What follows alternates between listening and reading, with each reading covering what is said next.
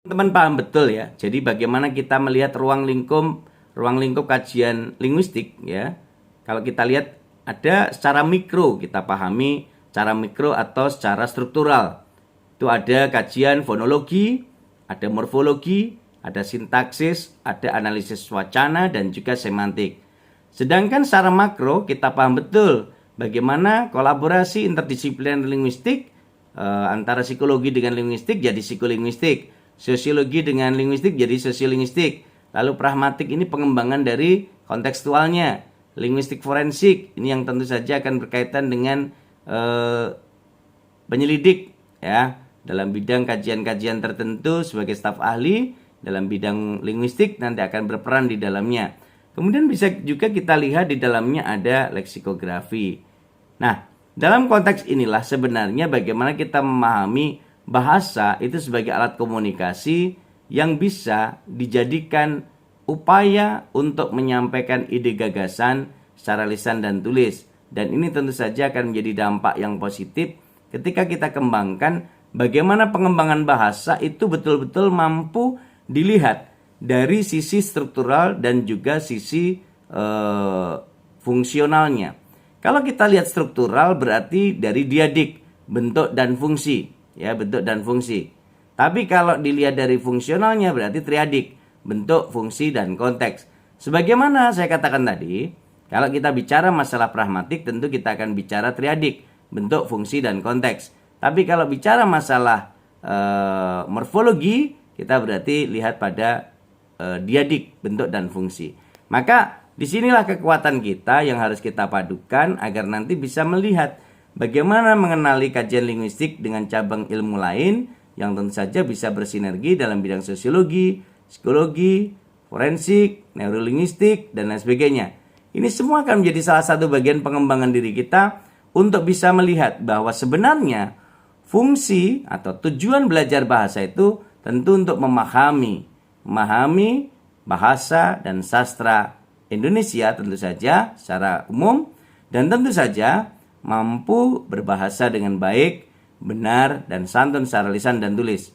Kemudian mampu menyampaikan ide dan gagasan di depan publik secara lisan dan tulis, dan juga membangun jiwa nasionalisme melalui bahasa dan sastra Indonesia. Ini semua harus kita lakukan dalam rangka untuk melihat bagaimana peran penting dalam pembelajaran kita untuk bisa kita lakukan upaya-upaya untuk bisa mendukung bagaimana membangun SDM. Nah, seperti arahan Pak Presiden bahwa kita harus membangun SDM untuk bisa menyiapkan bagaimana kepemimpinan masa depan sebagai multigenerasi NKRI yang akan melanjutkan negeri ini, Indonesia tercinta. Khususnya kalau kita dari pendidikan ya tentu menyiapkan SDM-SDM yang unggul, kreatif, inovatif, dan produktif. Karena disitulah sebenarnya yang akan bisa kita wujudkan bagaimana kita bisa merealisasikan ide gagasan itu yang nantinya mendukung program profil pelajar Pancasila, yakni beriman, bertakwa kepada Tuhan Yang Maha Esa, dan juga berakhlak mulia. Artinya apa? Ketika ini menjadi salah satu bagian kemandirian yang kita jaga, kemudian bernalar kritis, kreatif, bergotong royong, dan berkebinekaan global, tentu ini akan menjadi dampak bagaimana kita bisa menghasilkan SDM-SDM yang unggul, yang nantinya bisa berdaya saing tinggi, dan ini akan memberikan dampak yang sangat positif kepada kita semua.